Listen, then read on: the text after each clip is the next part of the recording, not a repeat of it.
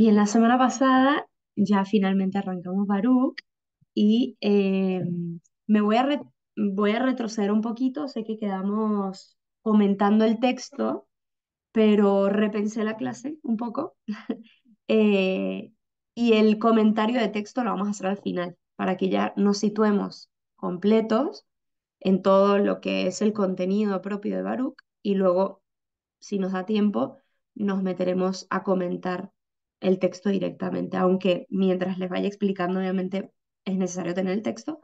Voy a hacer un repaso un poco más amplio del libro antes de meterme a comentar versículo a versículo.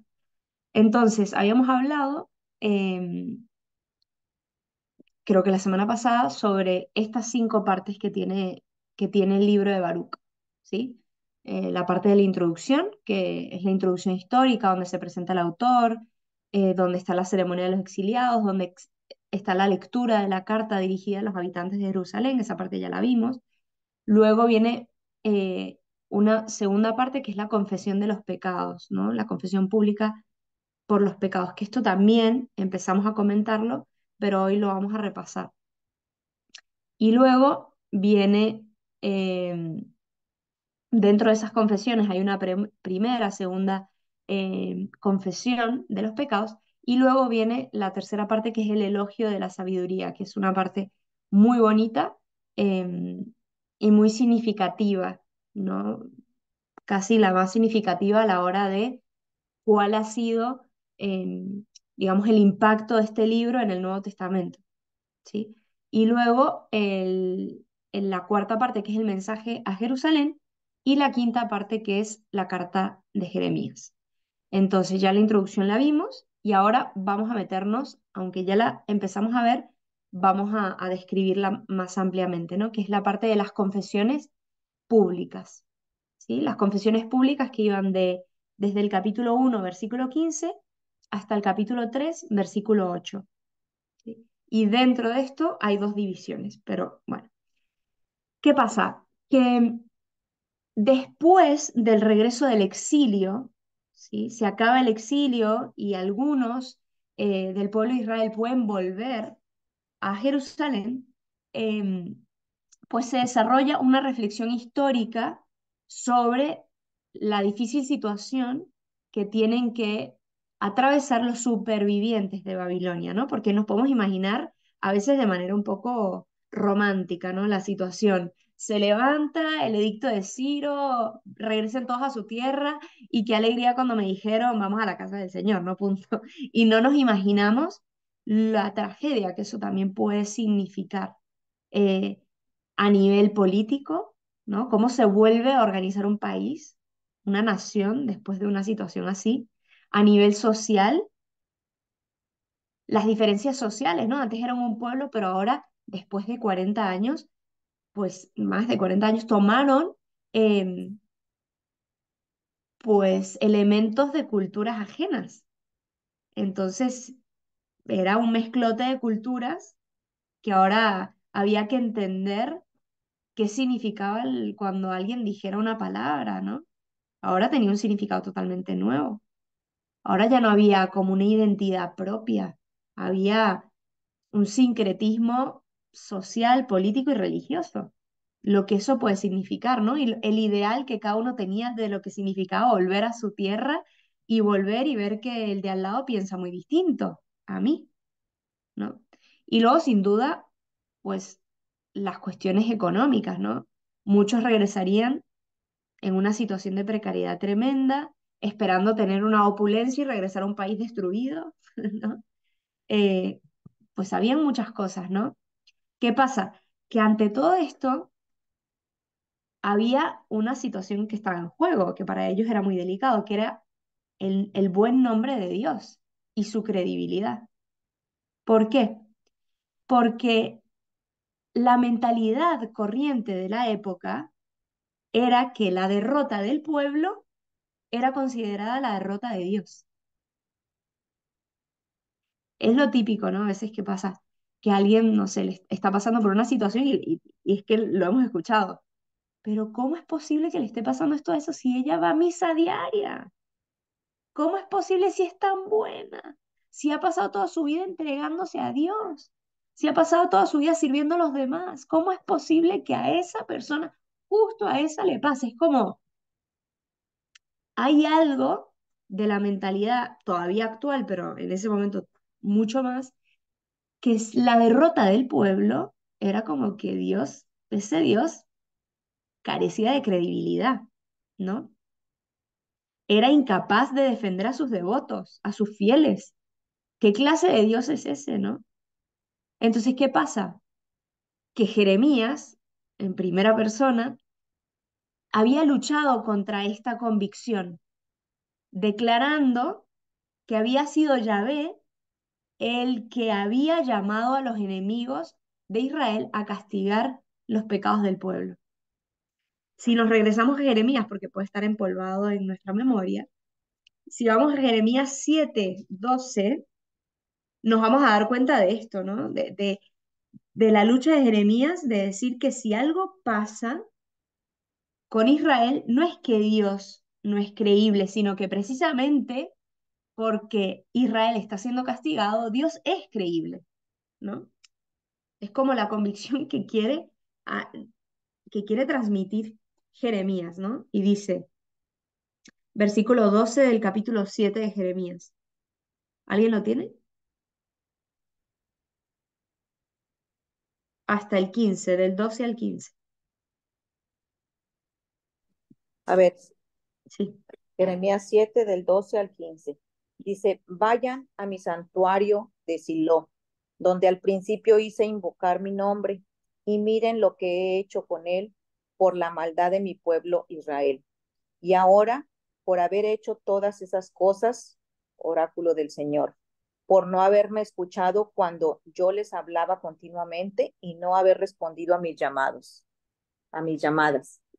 Yo trataré a este templo consagrado a mi nombre, en el que confían, y al lugar que di a ustedes y a sus antepasados, como traté a Silo. Los arrojaré de mi presencia, como arrojé a sus hermanos, a toda la descendencia de Efraín. listo. ¿Ven? O sea, Jeremías está diciendo que esto que les está pasando al pueblo no es, no muestra una falta de credibilidad de Dios, de que Dios es impotente, ¿no? Sino que fue Dios mismo el protagonista, ¿no? Entonces, ¿qué pasa? Que estas confesiones colectivas, como la que vamos a ver ahorita en Baruch, surgen de la preocupación por defender el honor de Dios, de la acusación que le hacen de ser un Dios débil o incapaz de defender a su pueblo. Esta confesión pública es un reconocimiento del pueblo de la responsabilidad de los males que le han afectado. Entonces, por eso esta confesión insiste en la obstinación en el pecado debido al rechazo de lo que los profetas le venían exhortando, ¿no? Los profetas fueron enviados por Dios pidiendo una conversión sincera y el pueblo reconoce que no se convirtió y que por eso les acaecen males, ¿sí?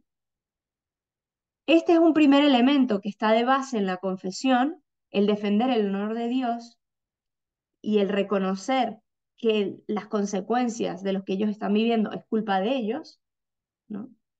Y lo segundo es mostrar una especie de solidaridad con todo el pueblo.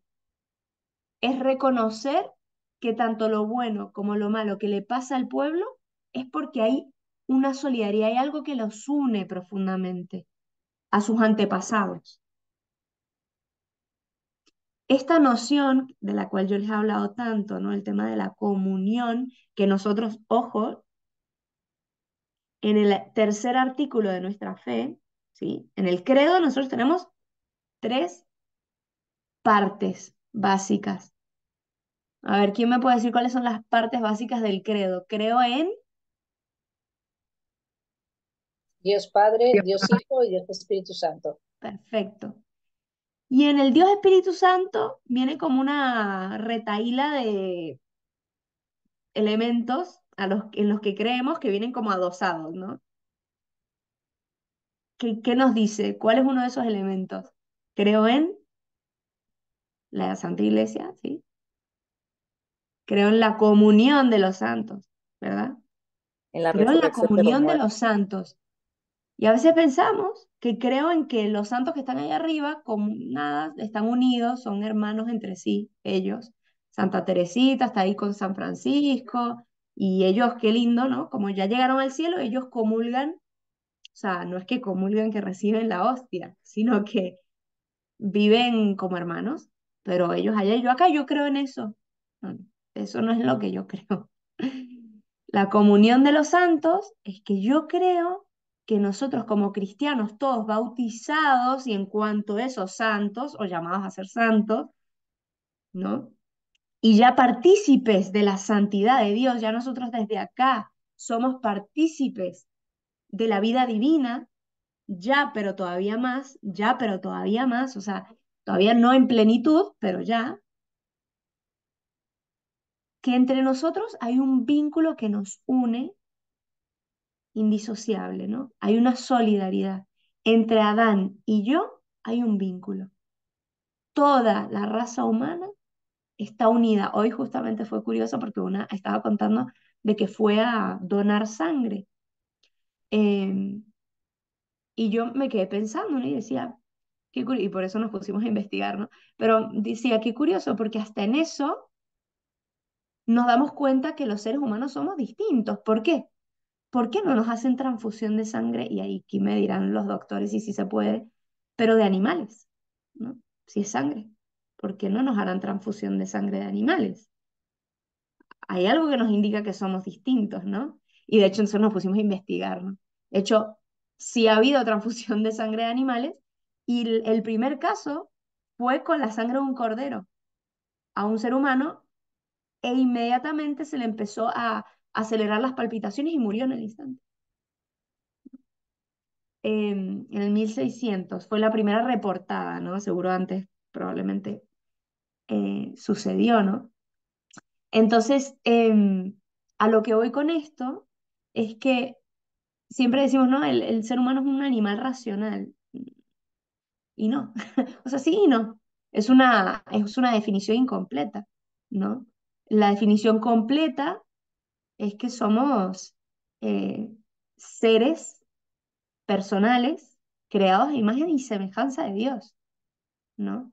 Obviamente se necesita dar un salto a la antropología teológica y no quedarnos nada más en la filosófica, ¿no? Obviamente, si nos quedamos nada más en la parte humana, pues la definición es otra, ¿no? Ya sabemos que ha habido mucha sustancia racional, de, eh, da lo mismo, ¿no? Pero sabemos que hay algo que nos diferencia, hay algo que es distinto.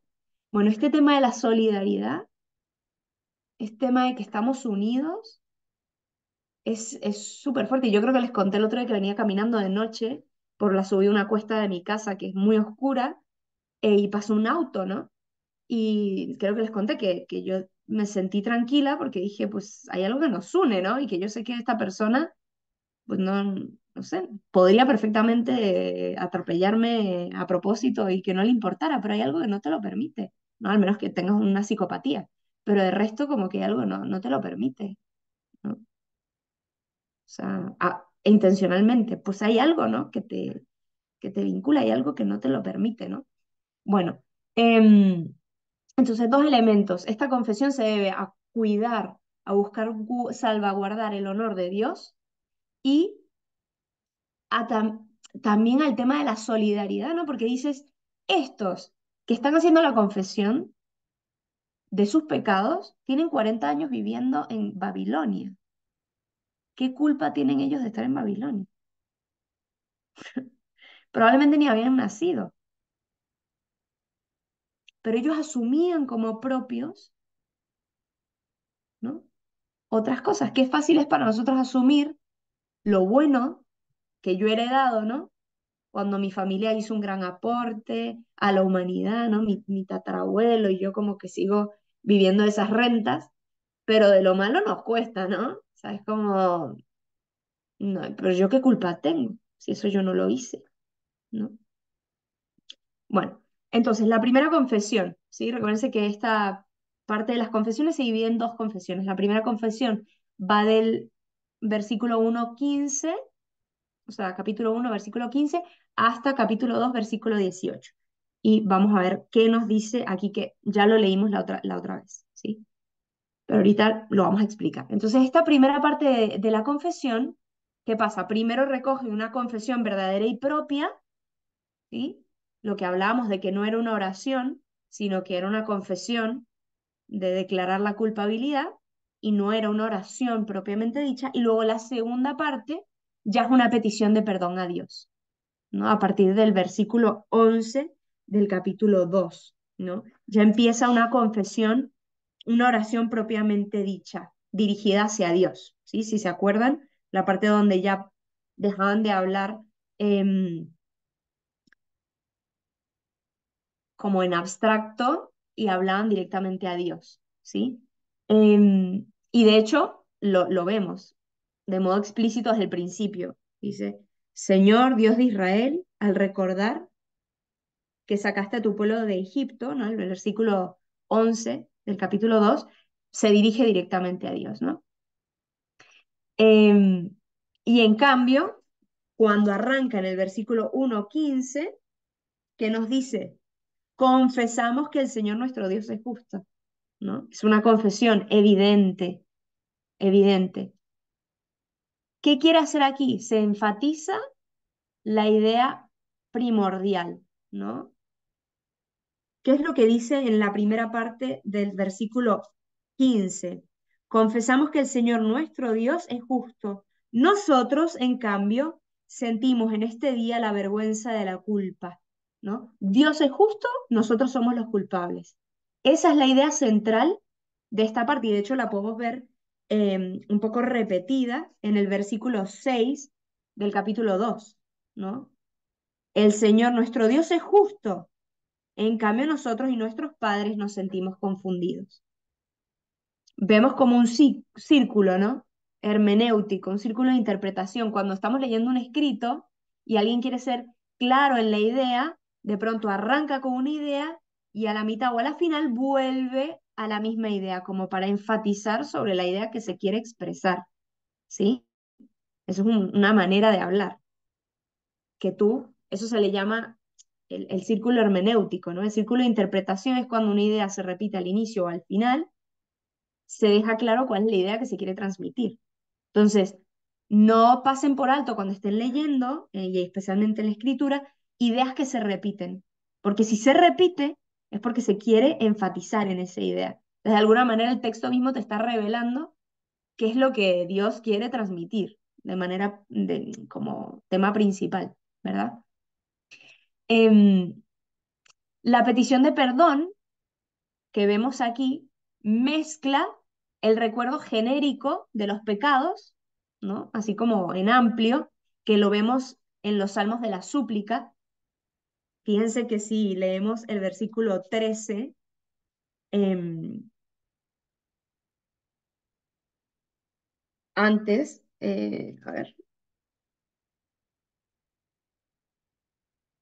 sí, el versículo 13 del capítulo 2 dice, aparta de nosotros tu cólera. Ya le está hablando a Dios, ¿sí? Recuerden que a partir del versículo 11 ya agarramos y le empezamos a hablar a Dios.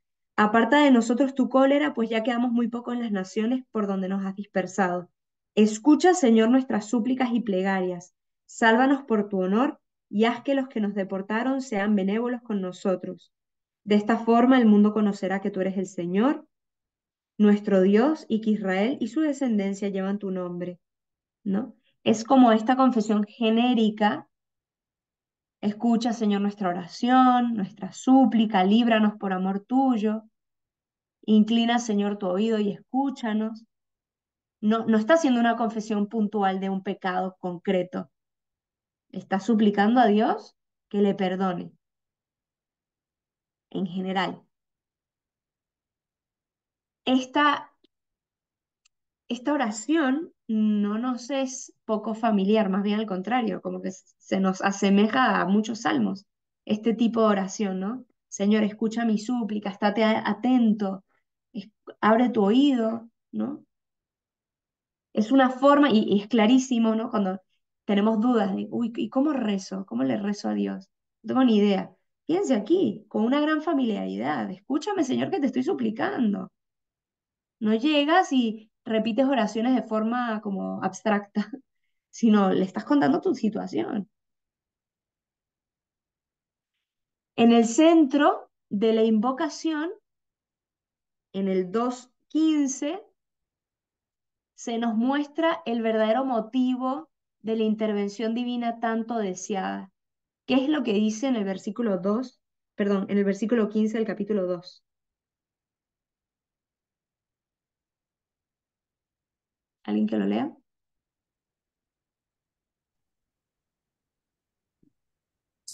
Que la tierra entera sepa que tú eres el Señor, Dios nuestro, ya que Israel y su raza lleva tu nombre.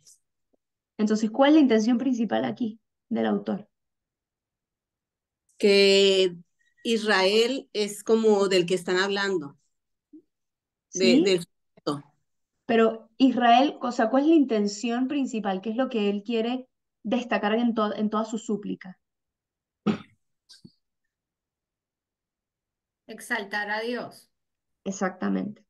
Exaltar a Dios, ¿no? De esta forma, o sea, si tú actúas, si tú eres justo, si tú nos regresas a nuestra tierra, si tú te manifiestas, tú, no lo estoy pidiendo para mí, para que yo me vaya bien y ya deje de sufrir aquí en Babilonia, sino para que todo el mundo reconozca que tú eres Dios.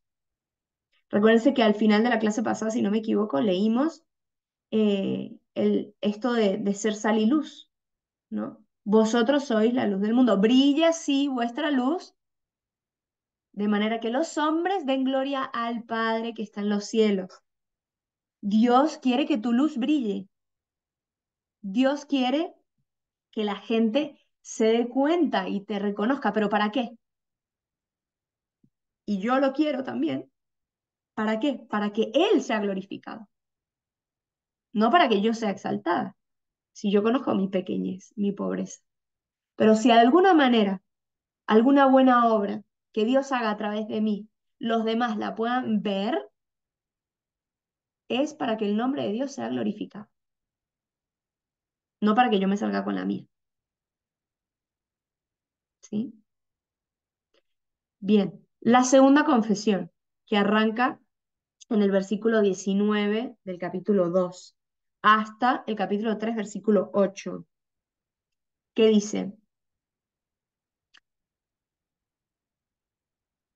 cuando ellos se están confesando de sus pecados y la acusación de sus propios pecados se encuentra estrechamente unida con la conciencia del merecido castigo del exilio. ¿Sí? La petición de perdón que hace Israel pone en su centro la grandeza de Dios. ¿Sí? Vamos a leer 3 del 5, sí, del 5 al 7. No te acuerdes de los delitos de nuestros padres. Acuérdate hoy de qué, de mis méritos y mis maravillas. No, acuérdate de tu poder y de tu renombre, porque tú eres el Señor Dios nuestro, y nosotros te alabaremos. Nos infundiste tu temor para que invocásemos tu nombre y te alabásemos en el destierro, y para que decidiéramos apartarnos de los pecados con que te ofendieron nuestros padres, ¿no? Entonces, en el fondo, de nuevo, la confesión de los propios pecados quiere poner en el centro la grandeza de Dios. Al final, también hay una referencia al compromiso que el pueblo asume en relación con Dios. ¿Qué significa esto? Que el pueblo acepta que Dios sea su Dios, y esto tiene consecuencias. No solo tiene derechos. ¿Qué dice, no? Versículo 7. Nos infundiste tu temor para que invocásemos tu nombre y te alabásemos en el destierro, y para que decidiéramos apartarnos de los pecados con que te ofendieron nuestros padres. Y ahora aquí estamos, en este destierro donde nos dispersaste, convertidos en objeto de burla y maldición, para que paguemos así los delitos de nuestros padres que se alejaron del Señor nuestro Dios. Se hacen cargo de, de que si ellos no viven conforme a la alianza, esto tiene consecuencias.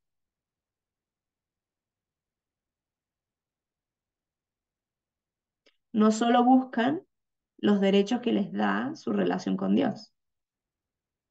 ¿Entienden? Es como si alguien que se casa solo quiere los derechos, ¿no? Es el famoso tema de los novios con todos los derechos, ¿no? Todos los derechos. Viajan, bueno, se la pasan bomba, eh, se van a dormir uno a casa del otro, tienen relaciones sexuales, pero no comparten los gastos, no tienen las consecuencias de estar ligados con el otro, no acompañan al otro en la enfermedad, en las buenas y en las malas, ¿no? Si tú tienes un gasto mayor, pues ahí está tu gasto, ¿no? Entonces, un poco como que a algunos se nos hace evidente esto en las relaciones entre pareja o entre seres humanos, ¿no? Pero no tan claro con Dios, ¿no? Yo quiero que Él me cuide, que Él me proteja, que cuando le rece me responda, pero yo pues voy a misa los domingos. Ya está, ya yo pagué mi cuota, ¿no? Como si fuese un tema de mercado. Ya yo pagué, tú me pagas, ¿no? Un intercambio. De nuevo, una alianza no es un contrato. Un contrato es yo te doy dinero y tú me das un bien. Yo te doy un bien y tú me das un bien. Una alianza es yo me doy y tú te das. Son realidades muy distintas, ¿no? La realidad del don es muy distinta. Hay un poema muy bonito, a ver si lo encuentro, que habla precisamente de esto, ¿no? Habla, a ver, ¿cuánto quisiera? Si lo encuentro.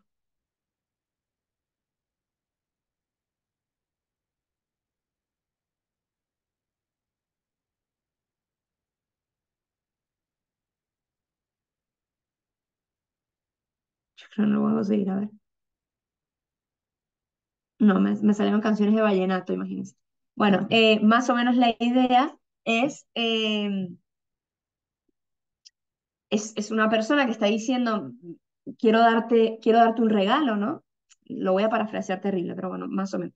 Quiero darte un regalo y cuando te doy el regalo me doy cuenta que yo me quedo en la orilla y cuánto quisiera ser eh, más que el que te da el regalo, ser yo mismo el regalo, ¿no? Darme yo a ti y no solo darte mi regalo de manera que mi regalo te lo doy y yo me quedo distante a ti en la orilla y tú te vas con el regalo que te di. No te quiero solo dar eso, me quiero dar, ¿no? Yo me quiero dar a ti. Y así no hay esa distancia que yo me quedo en la orilla y tú te vas, ¿no? Bueno, eso es lo que pasa cuando yo doy mi domingo, mi hora del domingo, yo doy mi tiempo, pero no me doy a Dios. Por lo tanto, esa distancia, esa brecha que hay entre Dios y yo, se mantiene, no por Él, Él se da a mí. Pero si yo no me doy y no lo recibo, mejor dicho, con todo lo que significa esto, con la implicación entera de mi persona, sigue habiendo una brecha entre Él y yo, ¿no?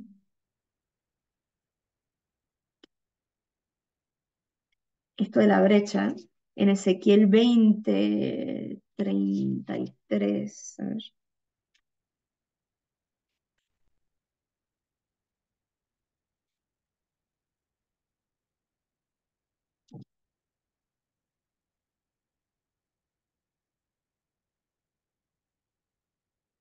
No, luego se los mando, no me acuerdo exactamente qué pasaje era. Em, Jeremías, a ver.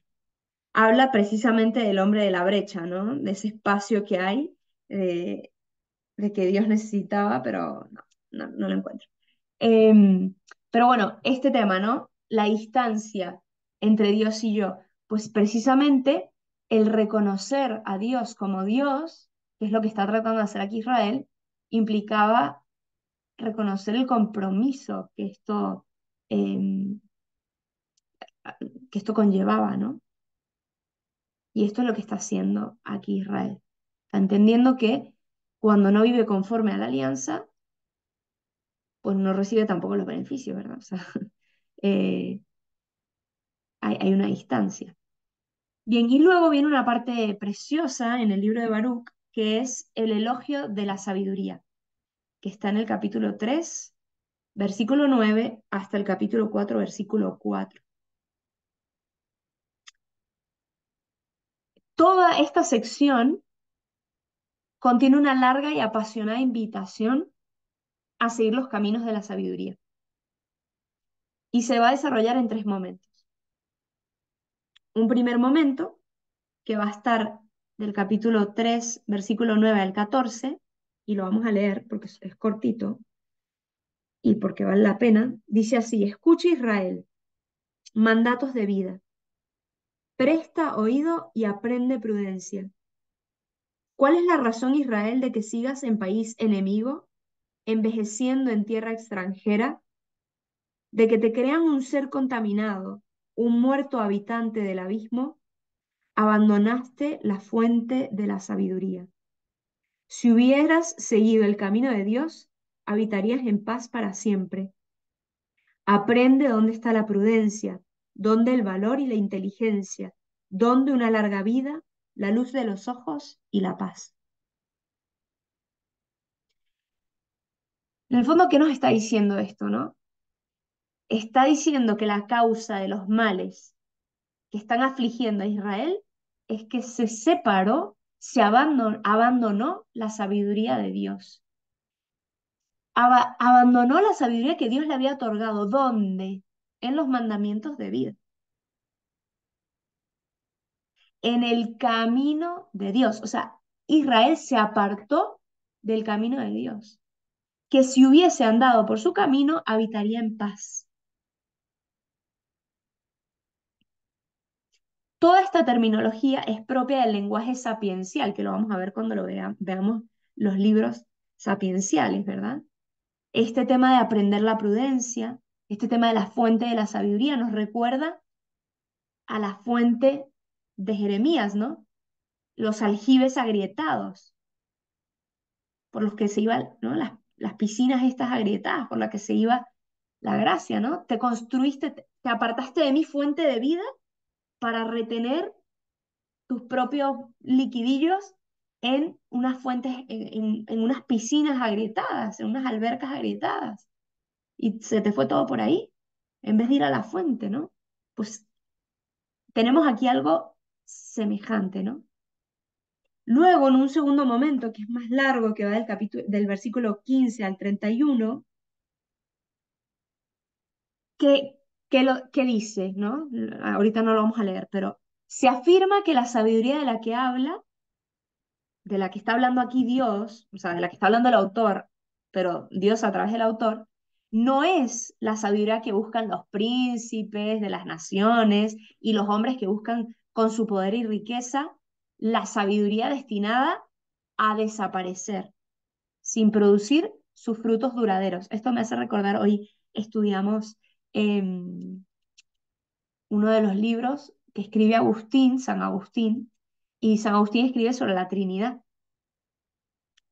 De hecho, el libro se llama De Trinitate, ¿no? Y este libro habla precisamente, pues de la Santísima Trinidad, ¿no? Tema complejo. Pero habla y lo dirige especialmente hacia las personas que eran racionalmente presuntuosas, ¿no? Que se pensaban que la fe de los humildes era para gente sencilla y ellos que tenían conocimientos racionales más complicados, pero ojo, no lo leamos según el secularismo, estos racionales eran cristianos que buscaban dar explicaciones complejísimas a Dios, pero los mismos cristianos, ¿no? O herejías cristianas como los gnósticos que querían buscar, gracias, ahí está la cita de la brecha, ¿no? Ezequiel 22, 30. Bueno, entonces en el fondo es lo mismo que está haciendo aquí Baruch, que está diciendo, La sabiduría de la que yo estoy hablando, ojo, porque habla de no se aparten de la fuente de la sabiduría, no es una simple racionalización humana que trata de comprender todo lo humano y piensa que en algún momento va a poder aprender, ¿no? Aprender el misterio de Dios y lo va a poder controlar, lo va a poder entender del todo, que tenemos como esta ansiedad de comprender. Hay que comprender desde el inicio que nunca vamos a poder aprender a Dios, ¿no? Atraparlo. Nunca vamos a poder atrapar el misterio, nos podemos acercar al misterio, pero nunca lo vamos a poder atrapar, nos podemos dejar atrapar por él. Entonces, que nuestra búsqueda de conocimiento no sea para ser nosotros los más eh, sabios y entendidos sobre este tema.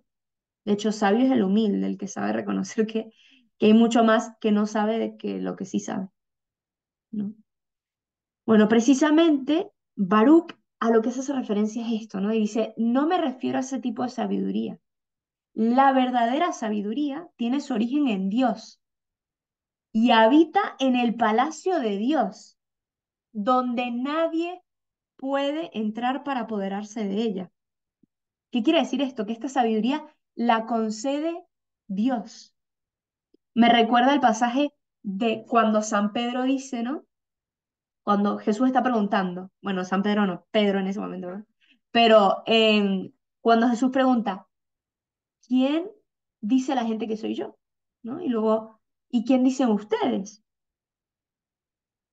Y Pedro es el único que se anima a responder y le dice, tú eres el Mesías, el Hijo de Dios vivo. ¿Y Jesús qué le dice? ¿Quién se acuerda qué es lo que le dice Jesús? Esto te lo ha revelado mi Padre que está en los Eso te cielos. lo ha revelado mi Padre. Instantes después, Pedro le dice, no vayas al suplicio, no vayas a la cruz, apártate de mí, Satanás. Ese era Pedro.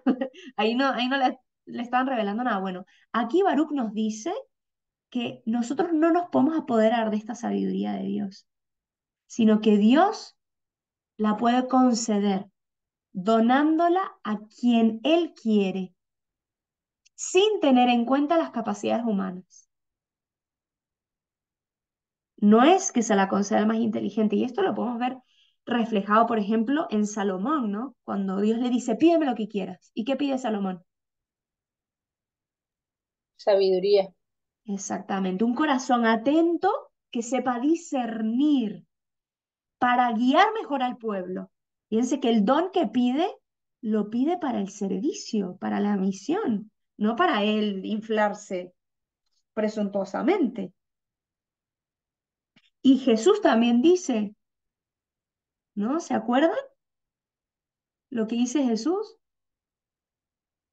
cuando habla de los bienaventurados que, gracias Padre, porque esto lo has revelado a los Sencillos. sencillos, a los pequeños, ¿no? El Padre lo ha revelado. Entonces el Padre no toma en cuenta las capacidades humanas, él lo dona a quien quiera. Y esto lo podemos ver clarísimamente en el versículo 29 al 31, ¿no? Dice aquí capítulo 3. ¿Quién lo lee? Versículo 29 al 31. Está hablando de la sabiduría, ¿no? Yo lo tengo. Dale. ¿Quién subió al cielo para cogerla y hacerla bajar desde las nubes? ¿Quién atravesó el mar para encontrarla y comprarla a precio de oro puro? Nadie conoce su camino ni puede rastrear su sendero. Sigo. Sigue, sí, sigue uno más, a ver, hasta, sí, la primera parte del 32. El que todo lo sabe, la conoce y la descubre con su inteligencia. El que fundó la tierra para siempre y la pobló de animales cuadrúpedos. El que Sí, envía la luz y va, la llama y temblorosa le obedece. hasta ahí. ¿De quién está hablando? ¿Quién llama a la luz? Hágasela, Algo salió volando de aquí, no sé. hágase Dios la luz, Padre. ¿no? Está hablando de Dios. Fíjense que no está hablando esto, el sujeto de la frase, ¿no? Si hacemos un análisis sintáctico de la frase, no aparece de quién está hablando, ¿no? Y el predicado tampoco, ¿no? Porque pues, se supone que el predicado es la sabiduría, ¿no? Que está más arriba. Está hablando de la sabiduría. ¿Y quién la conoce? El que todo lo sabe la conoce. La ha examinado y la penetra. el que creó la tierra para siempre y la llenó de animales cuadrúpedos. Es evidente, está haciendo aquí un paralelismo con Génesis. El que envía la luz y le obedece, la llama y acude temblorosa. Está hablando de Dios, del mismo Dios que habla en Génesis. Para que no haya confusión, recuérdense que estamos hablando ante un pueblo que es, que está rodeado de naciones politeístas. Entonces, perfectamente el Dios del Génesis podría ser un Dios distinto al de acá. Y no, está hablando del mismo Dios. El Dios que crea, el que llamó la luz, de ese es el Dios del que está hablando, ¿no? De ese, no de otro. Pues ese es el que concede la sabiduría. Nadie la puede arrebatar, nadie la puede agarrar. Dios la concede como un don. Y luego viene un tercer momento, a partir del versículo 32 hasta el capítulo 4, versículo 4, donde presenta la verdadera sabiduría. ¿Cuál es la verdadera sabiduría? La que se refleja en la creación. ¿Qué pasa? Que el autor, de nuevo, está hablando ante un pueblo que si bien ya es monoteísta, pero más o menos, recuerden que caía a cada rato en el politeísmo, entonces en la idolatría, caía constantemente, pues el autor, quizás para evitar el peligro del politeísmo, afirma el dominio absoluto de Dios sobre todas las cosas, aclarando que todo lo demás está supeditado a la voluntad de Dios, de manera que no se confunda al creador con sus obras. Y por eso hablan esos términos y luego se refiere a esta sabiduría, ¿no? La sabiduría en este contexto pareciera que es una criatura. Luego nosotros con los ojos del Nuevo Testamento sabemos que esta sabiduría de la que habla, ¿de quién creen que está hablando? Aquí de forma velada, de Jesús. De Jesús propiamente no, del Hijo, ¿no? Del Logos. Jesús es cuando ya se encarna el Hijo, ¿verdad? Pero está hablando del Hijo. Cada vez que Dios habla en el Antiguo Testamento, ¿quién es su palabra? ¿Quién habla? Jesús, el Hijo. El Hijo. Habla el Logos de Dios. Ujú. El Logos de Dios ya está presente en el Antiguo Testamento. Pero Cada desde vez el que Génesis, claro. Dios Dios se revela, se muestra en la economía de la salvación, en la historia de la salvación, está la vida intratrinitaria, ¿no? En donde está el Padre, el Hijo, el Espíritu Santo viviendo en comunión, se aman, se adoran, están ahí ellos, ¿no? Pero ¿cómo? El Padre se revela, ¿cómo? ¿A través de quiénes? Del Espíritu Santo. Del Hijo y del Espíritu Santo. Ajá. Pero el Hijo, ¿cómo lo conocemos también que se le dice? Él es el o Palabra. la palabra. Cada vez que Dios habla en el Antiguo Testamento, ¿quién Es la habla? palabra. Es la palabra. Ah, eso no lo sabían, ¿verdad? Mm. Entonces, la Santísima Trinidad está siempre presente. Es muy fuerte esto de nuestro Dios que es trino. ¿Eh? Lo tenemos poco en cuenta, este tema. Poco en cuenta, está ahí como ni idea. Lo mismo me da que sean 10, ¿no? Es lo que dice San Juan, así arranca. A ver, ¿qué dice? Al principio existía la palabra, y la palabra estaba junto a Dios, y la palabra era Dios. Todo se hizo por medio de ella, sin ella nada. Perfecto. ¿Y quién es ella? Pues el verbo, ¿no? Y luego dice la palabra se encarnó, ¿no? O sea, y puso su morada en medio de nosotros.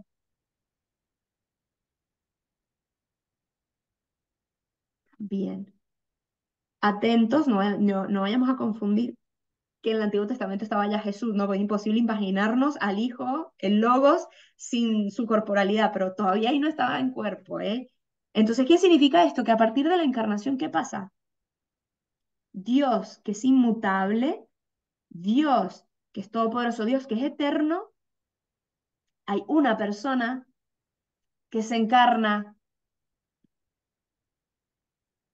Entonces Dios, hay novedad en Dios.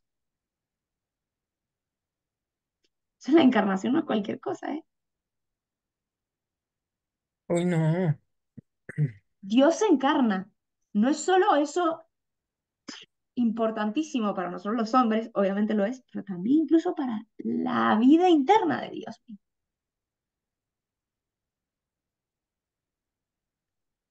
Entonces, atentos, ¿no? Porque es que edulcoramos, qué lindo el bebé en el nacimiento, ¿no? Que está muy bien, pero aquí hay cosas fuertes que están pasando, ¿no? Bien, entonces, en este tercer momento se nos presenta entonces la sabiduría. Entonces, el autor, recuérdense que todo esto se nos va revelando poco a poco, muy poco a poco. ¿Qué quiere hacer? El autor no quiere confundir con politeísmo, entonces afirma muy fuertemente, ¿no? Que la voluntad de Dios es absoluta y reina sobre todo lo demás y aparece como que la sabiduría es creada, pero ya sabemos que esta sabiduría de la que habla, hay una alusión ahí a Jesús, perdón, al Hijo, al Logos, a la palabra. Bien. Em, Entonces, de manera que lo que quiere afirmar el autor es que no se puede confundir al creador con sus obras, aunque las obras reflejen su sabiduría. Nosotros fuimos creados a imagen y semejanza de Dios, por lo tanto reflejamos su sabiduría. ¿A imagen de quién fuimos hechos? De Jesús. Del Hijo, Ujú. del Hijo, de la sabiduría. Reflejamos la sabiduría de Dios. ¿Bien? Pero, Entonces, Mari, sí, entonces es como tal cual como está escrito en el Génesis. En a el ver, principio era Dios y el verbo era con Dios y el verbo era Dios. así está Pero escrito el en Juan. Espíritu de Dios se movía sobre la faz de Sí, la tierra. Eso es un ahí están los trabalenguas tres. bien complejo, ¿no? Ahí Pero ahí están los están tres. los tres, Así es, indudablemente. así es. Y Ujú. eso es muy fuerte porque quien escribe el Génesis eran, fueron los judíos, que no tenían la revelación trinitaria. Y ahí Dios de manera velada ya habló a través de ellos. Y si se acuerdan, hubo tres hombrecitos que se le aparecieron a Abraham para tres peregrinos, ángeles ahí, que para Ujú. anunciarle que la promesa sería cumplida y le hablan como mensajeros de Dios, y son tres, ¿no? Hay Mm. muchas cosas ahí que poco a poco las iremos viendo, ¿no? Cada vez se nos irán mostrando con mayor fuerza. Pero bueno, vamos a leerlo, ¿no? Mari, Sí, Mari, ¿no se puede confundir al creador con quién? ¿Con qué? con las Ah, criaturas, El ¿no? pro- Aunque la criatura refleje a Dios, y precisamente esta es la idolatría. La idolatría es poner a la criatura en el lugar de Dios. Y ojo, que todos somos el pueblo de Israel y todos caemos en la idolatría. Todos somos la prostituta de Israel, ¿eh? Ojo, cuando me angustio de tal forma que pongo esa preocupación por mi salud por encima de Dios, por mi bienestar económico social, porque solo atiendo a una persona, a mi familia, a mi esposo, lo que sea, cuando la criatura se pone al nivel de Dios y mis prioridades se desordenan, esto no significa voy a escoger a mi familia y moverla a la iglesia, no significa eso, ¿eh? Es una cuestión del corazón.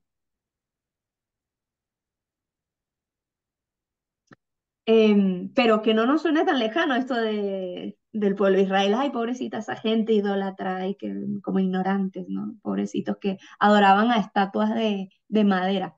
Pues nosotros ahorita a papelitos y ni siquiera los papelitos los adoramos porque ahora hasta la tarjeta la pagamos por el celular, ¿no?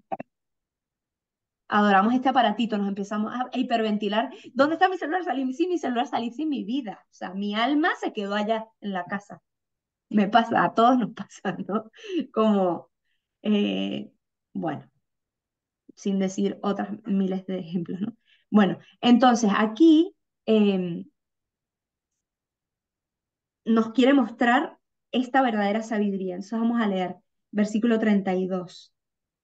Bueno, que ya leímos la primera parte, ¿no? El que todo lo sabe, la conoce, la ha examinado y la penetra, el que creó la tierra para siempre y la llenó de animales cuadrúpedos, el que envía la luz y la obedece, la llama y acude temblorosa, a los astros que velan gozosos arriba en sus puestos de guardia, los llama y responden presentes, ¿no? Imagínense, qué impresionante, es como si llamara Marte, ¿dónde está Marte? Presente, dice Marte. Presente. Júpiter, presente. Cielos y tierra, presente, ¿no? Y hacen una ovación al creador. Eh, y brillan gozosos para su creador, ¿no? Como que los girasoles, todo el mundo, ¿no? Pero es que, recuérdense, es que una escena muy preciosa para esto es la película del Rey León. Cuando están todos corriendo, esta película para niños tiene mucho mensaje, mucha criptosoteriología metida ahí, ¿no? Eh, mucha presencia, igual ni se diga las cosas explícitas como Narnia, todas estas películas, pero incluso es impresionante como otras películas tipo Marvel, que tanto hablo de Marvel, tienen implícita esta necesidad de que venga un semidios, ¿no? Alguien como que es humano, pero también tiene algo de Dios, ¿no? Porque le metieron sangre de otra gente y ahora viene a salvar ¿no? Es como semi humano, semi otra cosa. Es que está implícito en todo, ¿eh? Es muy fuerte todo lo que nos habla, o sea, si nos ponemos los lentes de la fe, el ser humano está ávido, ansioso de todo lo que habla el cristianismo, ¿no? Entonces, recuérdense la imagen, ¿no? Tráiganse a la memoria la imagen esta inicial del Rey León, ¿no? Cuando van todos los animales corriendo, felices, gozosos, radiantes, y se van postrando, ¿no? Poco a poco, todos. Y en eso sale, ¿no? Mufasa con ese porte que te da como serenidad, ¿no? Te da seguridad, sale Mufasa. Y en eso viene Rafiki, el sacerdote, ¿no? Y ofrece al niño, el hijo. Es tremendo, tremendo, tremendo, ¿no? La simbología que hay ahí y lo unge, ¿no? Le pone algo sobre la frente, lo unge y lo muestra, ¿no? Y todos ay, empiezan a gritar, pero de gozo, nadie lo ves. Tú no ves ahí ningún animal sometido y ¡ay, qué miedo! Están todos gozosos, menos el envidioso, ¿verdad? Que está enojado con todos sus secuaces demonios, ¿verdad? Pero es preciosa esa escena. Ves toda la creación haciéndole ovación a Dios. Brillan gozosos para su creador. Versículo 36. Este es nuestro Dios. Fíjense qué hermoso este versículo. Este es nuestro Dios y no hay quien se le puede comparar. Rastreó el camino de la inteligencia y se lo enseñó a su hijo Jacob. Se lo mostró a su amado Israel. No es como Dios mostrando el camino, diciéndole aquí, es así, por aquí es. Y entregando las tablas de la ley, diciendo es por aquí, pero con gozo, ¿no? Ahora me obedecen, ¿no? Porque a veces nos tenemos unas imaginarias del Antiguo Testamento terribles. Después, y esto es potentísimo, ¿eh? Versículo 18. Después apareció en el mundo y vivió en medio de los hombres. Esto estamos hablando que esto lo escribieron 3 siglos antes de Cristo. ¿Qué Mari, no entendía es Baruch? 18, es 38. 38. 38. ¿Qué entendía Baruch cuando escribió esto? La profecía de Jesús. Pero no entendía nada, Baruch. Baruch escribió eso, no tenía ni idea de lo que estaba hablando. Ni idea. Es el libro de los mandatos de Dios, ¿no? Fíjense que aquí la sabiduría se identifica con los mandatos de Dios. La ley de validez eterna. ¿Qué dice Jesús? Yo soy más que el sábado. Yo soy más que el sábado. Yo soy el camino. Pero esto de yo soy el camino se lo está diciendo un pueblo que hablaba en estos términos. La ley era el camino. Y Jesús viene y dice, yo soy el camino. Por eso los rabinos, los fariseos y todos los saduceos flipaban en colores. Sí, pero este tipo, ¿qué se cree?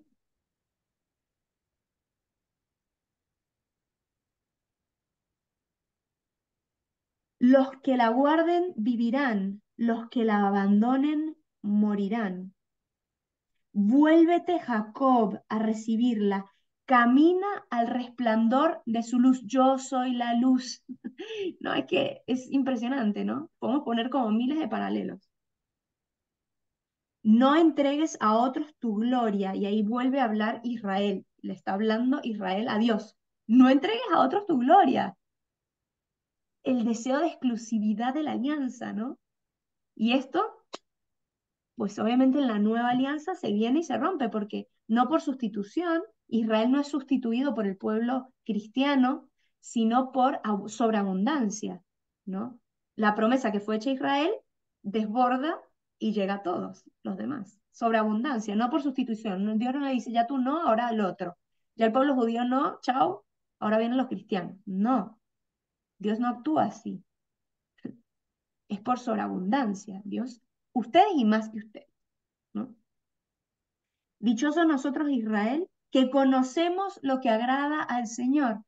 Señor, busco tu rostro, ¿qué será lo que quieres? Dichoso Israel que conoce el camino del Señor. Y de hecho, con esta afirmación es con la que se cierra todo el desarrollo de este elogio a la sabiduría, ¿no? Que esto va a venir luego con desarrollos posteriores de Israel a rechazar a los extranjeros a compartir de los privilegios de Dios. Para los judíos no existía la conversión, no es que otro que era pagano se podía convertir al judaísmo, esto es casi que reciente, ¿no? Estoy hablando de reciente, pero no es como los cristianos que queremos buscar a misionar para que más se conviertan, ¿no?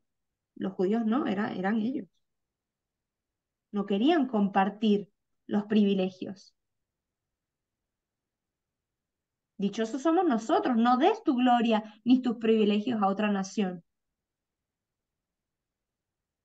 Ahora, esta afirmación queda bastante disminuida o mitigada por la que acabamos de escuchar en 3:38 cuando dice, vivió en medio de todos los hombres, no solo en medio de Israel.